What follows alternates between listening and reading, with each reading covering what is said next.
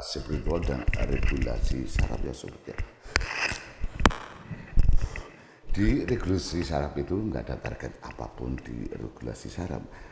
Target di balik regulasi saraf, kalau regulasi saraf sudah duduk ya tenang stabil berfungsi, maka tidak ada kewajiban spiritual apapun ya yang harus dikejar dan atau ditekan atau diberhentikan.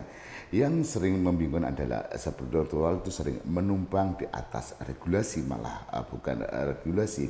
Kadang-kadang spiritual terlalu familiar, akhirnya lebih mengena, padahal spiritual itu sendiri menumpang di regulasi tubuh kita sendiri ya, lalu dikira itu adalah tujuan lanjutan, padahal tidak ya. Kita pisahkan dengan kita bicara regulasi saraf itu apa sih ya. Regulasi saraf itu tubuh, kalau udah regulasi saraf terbentuk, udah duduk, tubuh akan tenang, emosi tidak liar, pikiran tidak tidak kejar-kejaran ya, tidak saling menyalip karena udah di kedaulatan ya, dan nggak banyak tarik-tarikan di dalam, dan hidup mungkin makin stabil dan fungsi malah berjalan dengan utuh ya.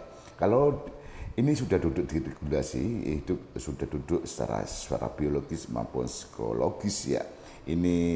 Ini fondasi, bukan menuju ke sesuatu. Kalau spiritual itu maunya apa sih spiritual?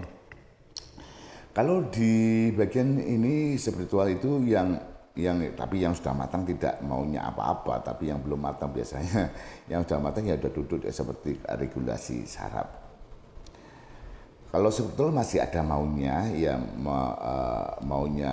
mau naik atau mau ketemu atau mau sampai atau mau khusus apa gimana, itu bukan spiritual itu, tapi ambisi psikologi yang dibungkus oleh spiritual. Secara jujur ya sobat ya, spiritual tidak punya target operasional, itu spiritual ya. Jadi regulasi bagian dari spiritual bukan ya, regulasi bukan bagian dari spiritual, spiritual bukan kelanjutan dari regulasi. Regulasi itu syarat hidup sehat ya. Spiritual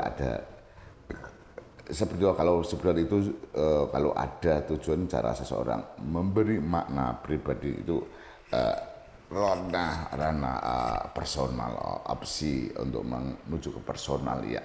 Tidak saling membutuhkan, itu dua konsep yang berbeda, dan spiritual itu biasanya menumpang di regulasi malah ya.